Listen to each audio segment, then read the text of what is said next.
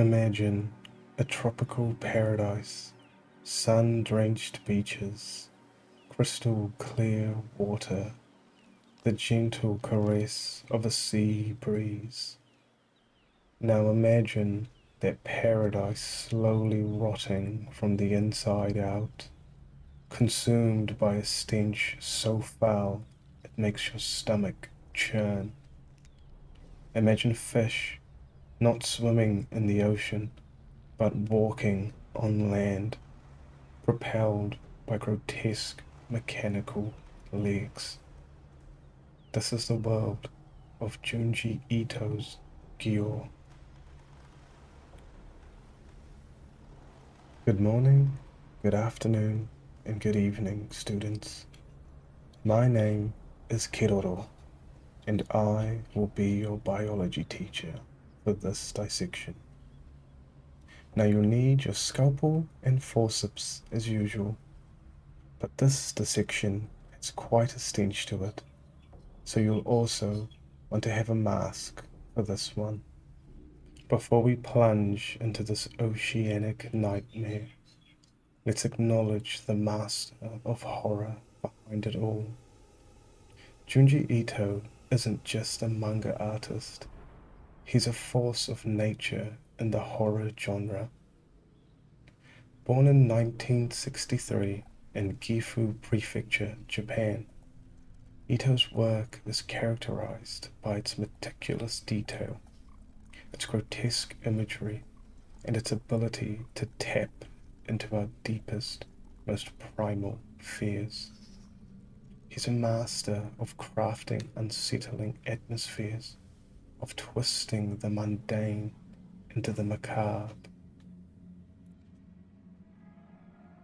His influences range from classic horror literature to the works of H.P. Lovecraft.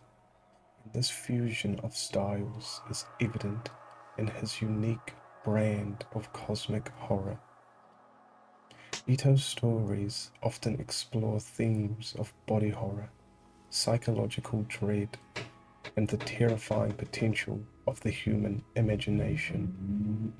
He's not just about jump scares, he's about creating a lingering sense of unease, a feeling that something is deeply, fundamentally wrong with the world. From the spiraling madness of Uzumaki to the immortal, seductive horror of Tomi, Ito's work is a testament to his ability to create truly unforgettable nightmares. He's a master of crafting grotesque beauty, of finding the unsettling in the everyday, and GYO is a prime example of his unsettling genius. It's a bio-horror masterpiece that plunges us into a world where the natural and the mechanical merge into a grotesque, suffocating nightmare. This is your official spoiler warning.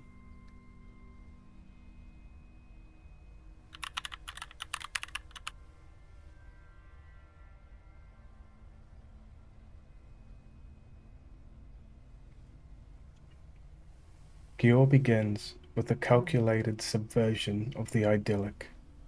The setting, Okinawa, where we are introduced to Tadashi and Kaori, who are on a vacation. The scene is initially presented as a tranquil retreat, but it is gradually infiltrated by an unsettling dissonance. The putrid stench, the unnaturally still ocean, and Kaori's growing apprehension are narrative devices used to establish a sense of encroaching dread. This is not merely atmospheric detail, but a deliberate construction of unease, forcing the audience to grapple with the insidious nature of the unnatural.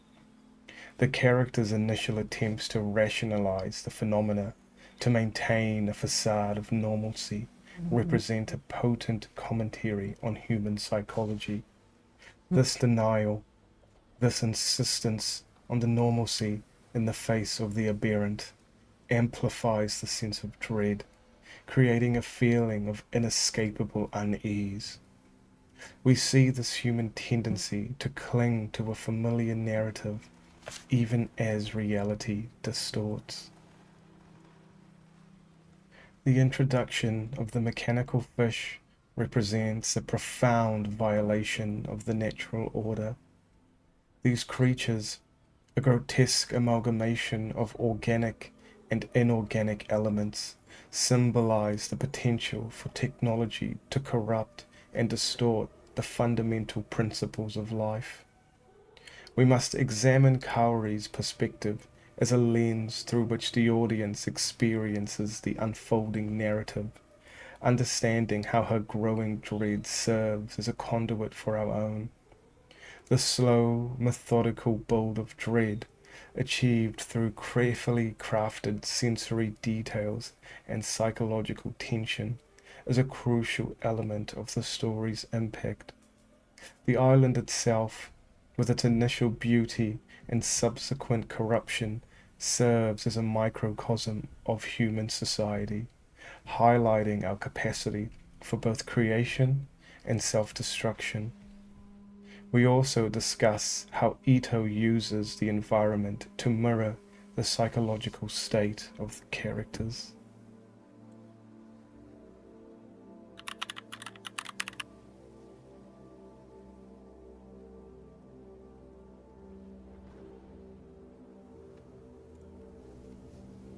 As the narrative progresses, the initial unease escalates into a full-blown descent into chaos, and it is here that Ito masterfully employs body horror to amplify the psychological trauma. The escalating violence and grotesque transformations are not merely sensational. They represent a fundamental violation of the integrity of the human form, a key element of body horror. We witness the human body becoming a site for grotesque invasion and alteration, mirroring the larger societal breakdown. Kaori's journey, in particular, is a harrowing exploration of physical and psychological violation. Her gradual descent into paranoia is intertwined with her physical deterioration, the stench and the implied contamination acting as a constant reminder of the encroaching horror. This physical corruption serves as a potent metaphor for the erosion of sanity, the boundaries of self dissolving under the weight of the unnatural. Ito forces us to confront the vulnerability of the human body and the terror of its unwilling transformation. We must examine the narrative's exploration of contagion, both physical and psychological, analyzing how the spread of the infection directly impacts the physical form, leading to grotesque and disturbing alterations. The character of Tadashi and his attempts to understand and combat this physical violation highlight the human desire to maintain bodily autonomy in the face of overwhelming threat. We also examine how the breakdown of communication is often linked to the physical changes characters undergo, further isolating them within their own horrifying transformations. The grotesque imagery of distended bodies, unnatural growths, and the fusion of human and marine elements serves to create a visceral sense of unease and disgust, central to the impact of body horror. We delve into how Ito uses these physical violations to explore themes of control, autonomy, and the fear of the other as the human form becomes increasingly alien and unrecognizable.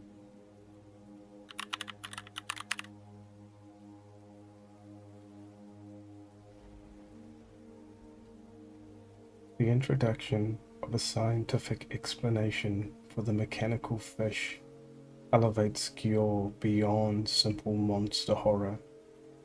It becomes a chilling commentary on scientific hubris, a cautionary tale about the potential for unchecked ambition to unleash catastrophic consequences. The grotesque experiments and bioweapons presented with disturbing detail represent a profound violation of ethical boundaries. They are not merely plot devices, but a stark reminder of humanity's capacity for self-destruction, a potential that lies dormant within our relentless pursuit of knowledge and power. This section of GYO forces us to confront uncomfortable questions about the responsibility that accompanies scientific advancement. What are the ethical implications of tampering with the natural world? What are the potential consequences of playing God? The pervasive stench, a constant sensory assault, serves as a potent metaphor for moral decay, a tangible representation of the corruption that permeates the narrative. It's not just a bad smell, it's the stench of our own transgressions, the reek of our own hubris. We see how Ito uses the grotesque to expose the darker aspects of human nature, particularly our tendency to prioritize progress over ethical considerations. Ito also exposes the ethical implications of the scientific elements presented, discussing the potential for unintended consequences and the dangers of unchecked ambition, and how the pursuit of knowledge without moral constraints can lead to horrifying outcomes. The bio-horror genre is analyzed in the context of humanity's relationship with technology, exploring how Ito uses the genre to comment on the dangers of unchecked technological advancement and the potential for scientific progress to lead to unforeseen horrors, creating a chilling reflection of our own potential for self-destruction. Ito's narratives explore the human desire to understand and control the unknown, and how that desire can lead to both discovery and destruction.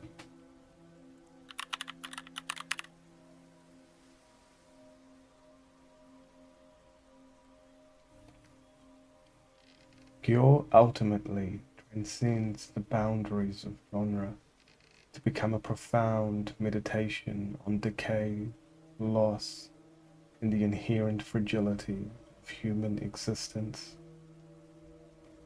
The rotting flesh, the collapsing infrastructure, and the pervasive stench are not merely visual or details. They are potent symbols of societal disintegration and the erosion of control. They represent a world consumed, a reflection of the consequences of our actions. Ito masterfully employs these elements to evoke a sense of existential dread, forcing the reader to confront the limitations of human agency and the inherent absurdity of existence. The ambiguous conclusion, devoid of neat resolutions or easy answers, serves to amplify the sense of unease, leaving the reader to grapple with the profound implications of the narrative. It's a deliberate choice, forcing us to confront the unsettling reality that some horrors have no easy solutions, and the consequences of our actions may linger long after we've tried to fix them. See how Ito uses the grotesque to explore the nature of existence and the human condition, the themes of existential dread, exploring the feeling of insignificance in the face of overwhelming forces, and the sense that we are merely puppets in a cosmic horror show. GYO has maintained its relevancy in a world increasingly defined by technological advancement and ecological anxiety. It explores how the narrative's themes resonate with contemporary concerns about environmental degradation, the potential for technological catastrophe, and the growing sense of unease about the future of humanity. We also dissect the nature of horror and how the past horrors can continue to infect the present. Who knows? Is the story of GYO just imagination, or a reflection of a possible future to come? Before we gather our notes for our report, GYO also has an animated movie which came out in 2012 and is an extremely underrated adaptation that truly brings to life the pages. I highly recommend it to all my horror fans out there. Funnily enough, watching the animated movie many years ago is what introduced me to Junji Ito's work and was a huge inspiration for my own passion in the horror manga genre.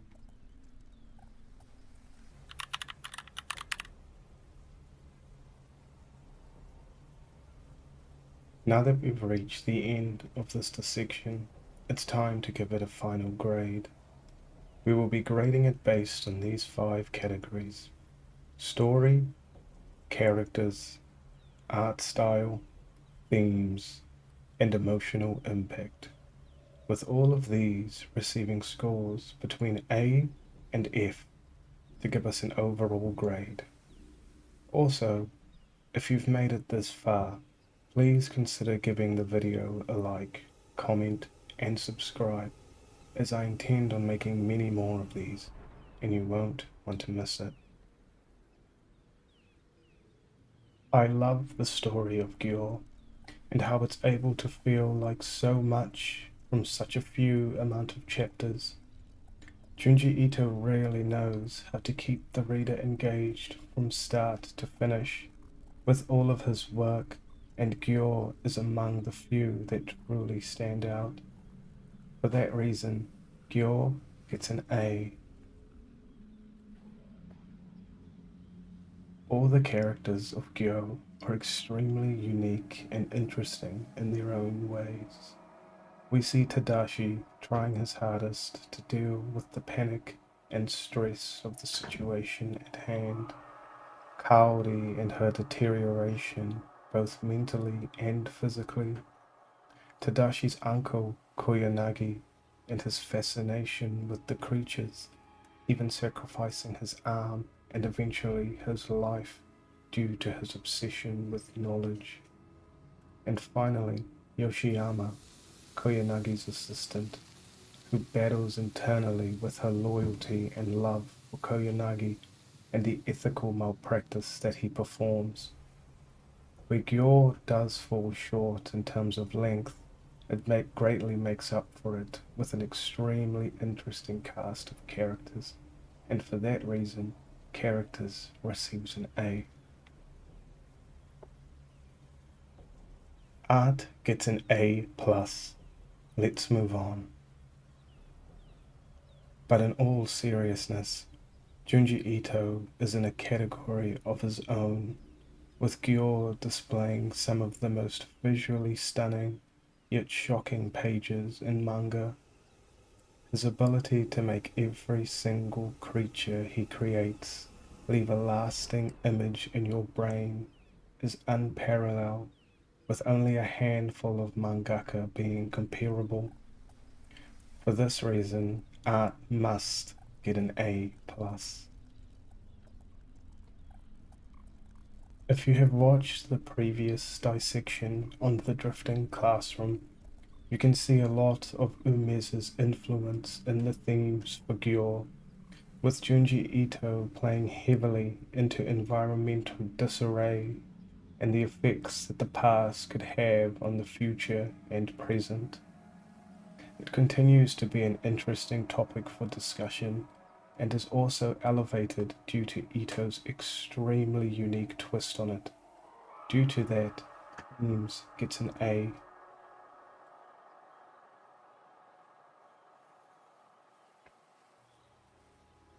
Unfortunately, emotional impact is somewhere that Ito will more times than not fall a bit short, especially due to the length of his work.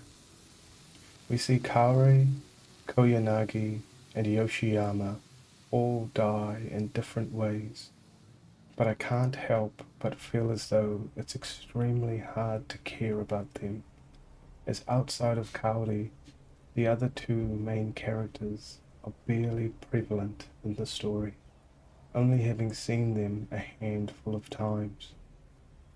The conclusion does make up for this lack of impact though, with it being a very bittersweet ending, making it all feel almost realistic, with no answers, no idea where Tadashi is going to go next, just knowing that he must continue. For this reason, emotional impact gets a B. With all these graded now, I can confidently give GYO an overall grade of A. GYO is a must-read for any horror fans, especially those of you who love Lovecraftian or body horror. To all the people who've made it to the end, thank you so much, and please feel free to give your own personal grades of GYO in the comments. I look forward to seeing you all in the next class, and until then, keep your scalpels clean and forceps ready for the next dissection.